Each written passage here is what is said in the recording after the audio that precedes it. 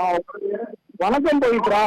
தை திருநாளாம் பொங்கல் தினமான இன்று மதுரையில் அவனியாபுரம் ஜல்லிக்கட்டு இந்த முதல் ஜல்லிக்கட்டாக நடைபெற்று வருகிறது. ஏனென்றால் மதுரை மாவட்டத்தை பொறுத்தவரை 3 ஜல்லிக்கட்டுகள் உலக புகழ்பெற்றது என்று கூறலாம். அதாவது இன்றைய தினம் அவனியாபுரம், நாளை பாலமேடு, நாளை மறுநாள் அலங்காநல்லூர் என்ற 3 நாள் ஜல்லிக்கட்டானது மதுரையில் கோலாகலமாக நடைபெறுகின்ற நிலையில் இந்த தினம் அவனியாபுரம் ஜல்லிக்கட்டு கிட்டத்தட்ட 1100 காலையில் பதிவு செய்யப்பட்டுள்ளது. அதே போல் கிட்டத்தட்ட 900 மாடுபிடி வீரர்களுக்கு அனுமதி கொடுக்கப்பட்டுள்ளது பவித்ரா.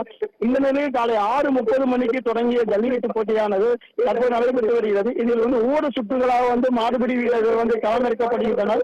காலை 6:30 மணிக்கு ஆரம்பிக்கப்பட்ட போட்டியானது தற்போது 25 பேர் முதல் சுற்றில் இறங்கினர். அது கிட்டத்தட்ட மணிகண்டன், அவனியாபுரம் பகுதியை சேர்ந்த மணிகண்டன், சுஜித் குமார் ஆகிய 2 பேர் கிட்டத்தட்ட 11 மாடுகளை பிடித்துள்ளனர். இதில் இருவர் அடுத்த இறுதி சுற்றில் தகுதி பெற்ற நிலையில் மணிகண்டன், அவனியாபுரம் சேர்ந்த மணிகண்டன் என்பவருக்கு காயம் ஏற்பட்ட நிலையில் தற்போது அந்த போட்டியிலிருந்து விலகுவதாக அவர் தெரிவித்துள்ளார். ஏனென்றால் தொடர்ந்து போட்டிக்கு முன்பாக அவர் காலை உள்ளே அனுமதிக்கப்படும் போது மருத்துவ பரிசோதனை செய்த பின் உள்ளே அனுமதிக்கப்படுவார். இந்த போதிலும் கூட அந்த காலங்களில் சிறப்பாக படித்திருந்தாலும் தற்போது அவருக்கு ஏற்பட்ட காயம் காரணமாக தற்போது போட்டியிலிருந்து விலகுவதாக அறிவித்துள்ளார் பவித்ரா.